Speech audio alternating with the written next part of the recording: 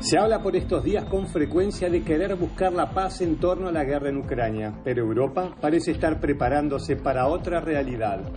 A 3 años del comienzo de la guerra en territorio ucraniano y su expansión a nivel mundial, tantas conferencias y cumbres parecen haber borrado de la imagen colectiva los efectos de este conflicto. We're living in the most momentous and dangerous of times. I do not need to describe the grave nature of the threats that we face or the devastating consequences that we will have to endure if those threats would come to pass, because the question is no longer whether Europe's security is threatened in a very real way or whether Europe should shoulder more of its responsibility for its own security. The real question in front of us is whether Europe is prepared to act as decisively as the situation dictates, and whether Europe is ready and able to act with speed and with the ambition that is needed. We are in an era of rearmament, and Europe is ready to massively boost its defense spending, both to respond to the short-term urgency to act and to support Ukraine, but also to address the long-term need to take on more responsibility for our own European security.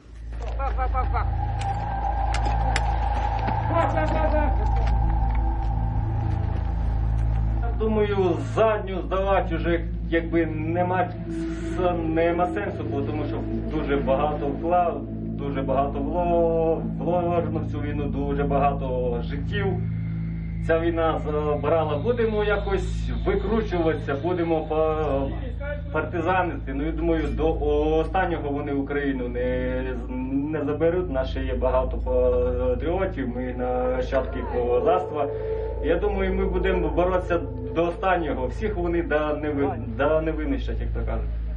Що нам потрібна допомога. Бо сьогодні до Донецької області, Луганська, вже Дніпропетровська, а трошки часу пройде, і ми, так сказати, прогнемося, і вони будуть на кордоні Польщі або із Білорусі, можуть рвонути на Литву. Europa está sola. Después de 80 años de alianza transatlántica junto a los Estados Unidos, Washington decidió no solo cambiar las reglas de juego y apoyos, sino abrir mucho más que un canal de comunicación con Rusia. Bajo estas nuevas circunstancias, después de 3 años de guerra, la espera de Vladimir Putin por ahora parece haber valido la pena. Первые контакты с новой американской администрацией вселяют определенные надежды. Есть встречный настрой работать на восстановление межгосударственных отношений. Важно, что наши сегодняшние партнеры демонстрируют прагматизм, реальный взгляд на вещи. Отказываются от многих стереотипов, так называемых правил и мессианских идеологических клише своих предшественников, которые, собственно, и привели к кризису всей системы международных отношений. La realidad global se mueve de manera veloz. Los acontecimientos no dan tiempo ni siquiera a los protagonistas para saber cómo será el escenario que deberán enfrentar a las pocas horas de que una noticia irrumpe a nivel internacional. Are you thinking about making any changes to NATO where a NATO country gets attacked but they're not paying enough dues so the United States doesn't defend them? Well, I've said that to them. I said, if you're not going to pay, we're not going to defend. I said that 7 years ago. And because of that, they paid hundreds of billions of dollars. I said, if you're not going to pay your bills, we're not going to defend you. And it also went for the attack. But if they got attacked, they said, well, does that mean you won't defend us? I said, are you current or are you delinquent? They said, if we were delinquent, would you? I said, nope, I would not. And because of that, as you know, hundreds of billions of dollars came into NATO. You wouldn't have NATO right now if I weren't there. And your previous Secretary General has said that. He said he's never seen anything like it. When I came to NATO, when I first had my first meeting, I noticed that people weren't paying their bills at all. And I said I should wait till my second meeting, and I did. And I brought that up. And I said, if you don't pay your bills, we're not going to participate. We're not going to protect you. And when I said that, as soon as I said that, it was amazing how the money came in. The money came in, and now they have money. But even now, it's not enough. It's really not enough. They should be paying more. President Trump, on Peter's question, are you going to make that policy, U.S. policy, that the U.S. wouldn't defend NATO countries that don't pay? If they don't pay, I'm not going to defend them. No, I'm not going to defend them. I got into a lot of heat when I said that. You said, oh, he's violating NATO. And, you know, the biggest problem I have with NATO, I really, you know, I mean, I know the guys very well. They're friends of mine. But if the United States was in trouble and we called them, we said, we got a problem. France, we got a problem. A couple of others I won't mention. Do you think they're going to come and protect us? They're supposed to. I'm not so sure. Also, why stay in NATO at all? I view NATO as potentially good, but you gotta get some good thinking in NATO. It's very unfair what's been happening. Until I came along, we were paying close to 100% of NATO. So think of it. We're paying 100% of their military, and they're screwing us on trade. La suspension dans la guerre de l'aide à un pays agressé, ça signifie qu'on abandonne le pays agressé et qu'on accepte ou qu'on souhaite que son agresseur l'emporte. Ceci est évidemment pour la France et pour nous tous et pour les Européens et pour tous ceux qui sont attachés aux libertés et aux droits, pour ceux qui sont attachés à la Charte des Nations Unies par exemple. Ante lo que parece ser una implosión de lo hasta ahora conocido, las fuerzas que van quedando luego del terremoto buscan reagruparse rápidamente, pero este orden que nace de un nuevo desorden parece invitar al caos, al menos hasta que se imponga una nueva realidad global. La Russie du président Poutine viole nos frontières pour assassiner des opposants, manipule les élections en Roumanie, en Moldavie. Elle organise des attaques numériques contre nos hôpitaux pour en bloquer le fonctionnement. La Russie tente de manipuler nos opinions avec des mensonges diffusés sur les réseaux sociaux.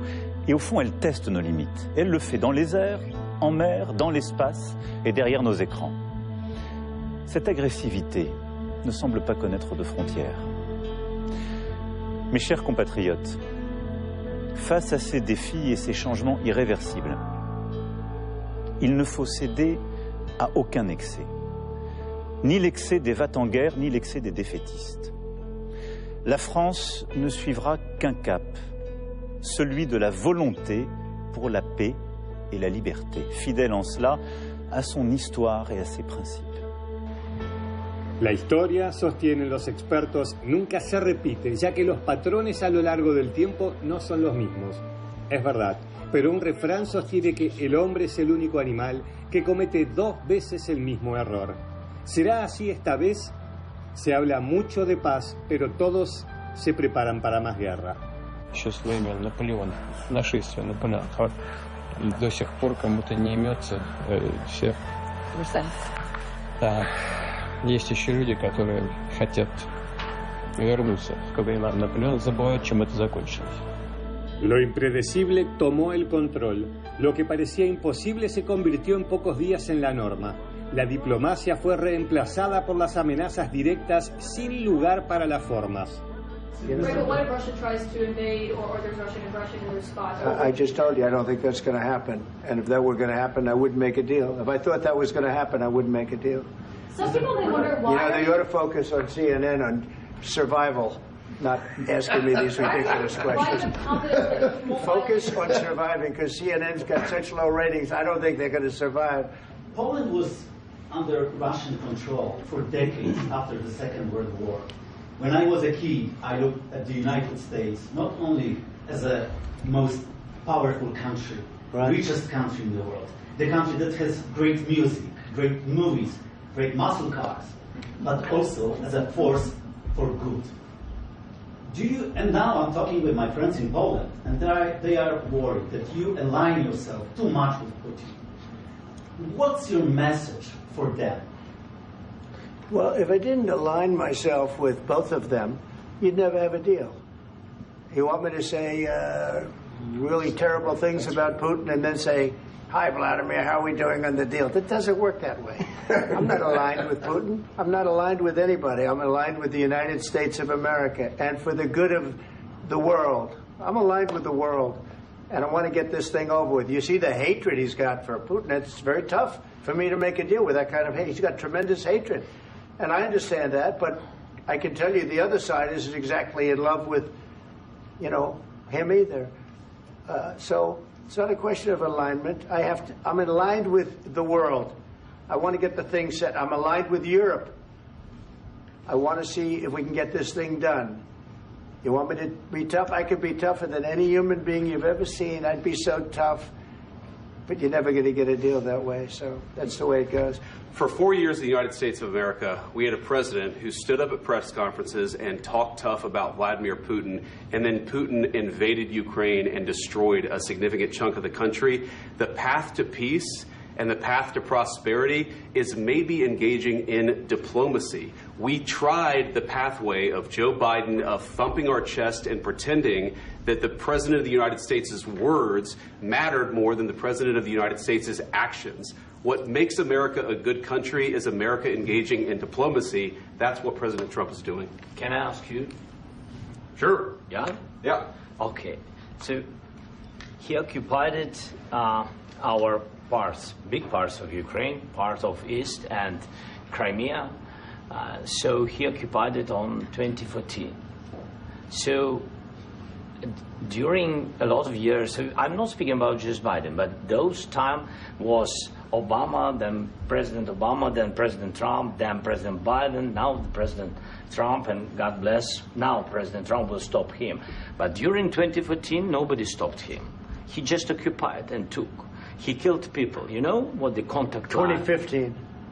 2014 and 2015. 2014. Yeah. So I was not here. Yeah, but that's exactly right. Yes, but during 2014 till 2022, yeah, the situation the same. The people have been dying on the contact line.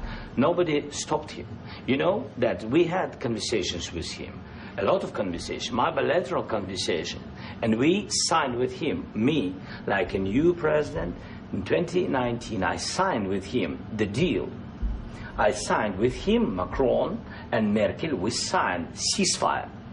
Ceasefire. All of them told me that he will never go. We signed with him with gas contract. Gas contract. Yes, but after that, he broken this ceasefire.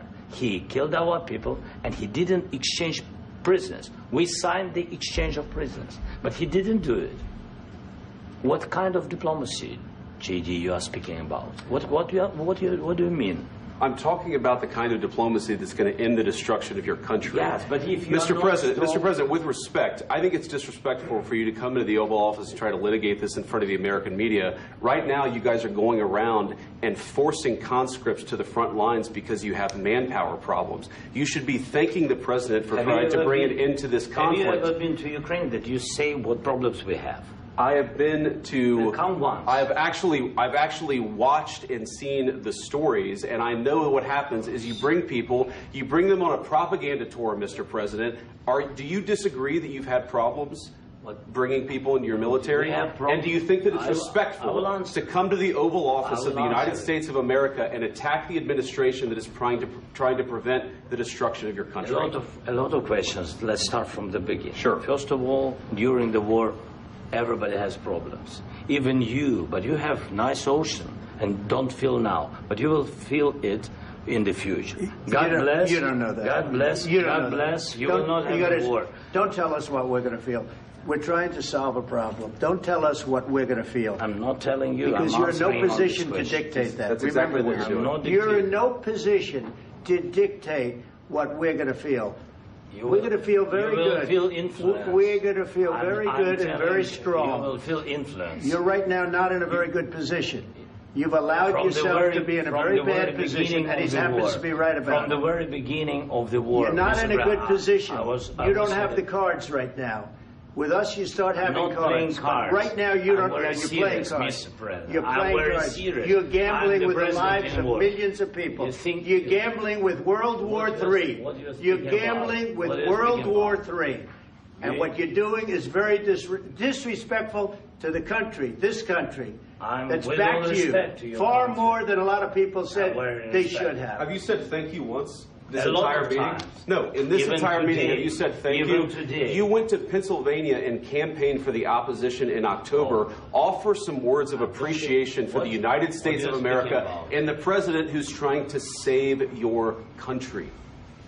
Please, you think that if you will speak very loudly about the war, you can... He's not speaking loudly. He's not speaking loudly. Your country's in big trouble. Can I Wait a answer? minute. No. Can You've I done a lot answer? of talking. Your country is in big trouble. I know. You're not winning. I know. You're not winning this. You have a damn good chance of coming out okay because of us. Mr. President, we are staying in our country, staying strong from the very beginning of the war. We've been alone, and we are thankful. I said thanks you haven't in been this alone. cabinet. You haven't been alone. In this cabinet. We gave you, through this stupid president, $350 billion. You voted we gave for you your military equipment, and your men are brave, but they had to use our military. What about if you didn't have our military equipment, if you didn't have our military equipment, this war would have been over in 2 weeks. In 3 days, I heard it from Putin. In 3 days. This is something maybe new. less. In 2 weeks, of course, yes. It's going to be a very hard thing to do business like this. I tell you. Just say thank you. I said a lot of times to American people. La distancia que separa a Europa de Estados Unidos, no solo en el tema Ucrania, es cada vez más profundo. La desconfianza agiganta la distancia generada por el Atlántico. Zelensky, después del golpe recibido en el Salón Oval, logró el apoyo de sus vecinos europeos. Pero ¿será suficiente? ¿Llegará a tiempo la ayuda? ¿Garantizará la paz?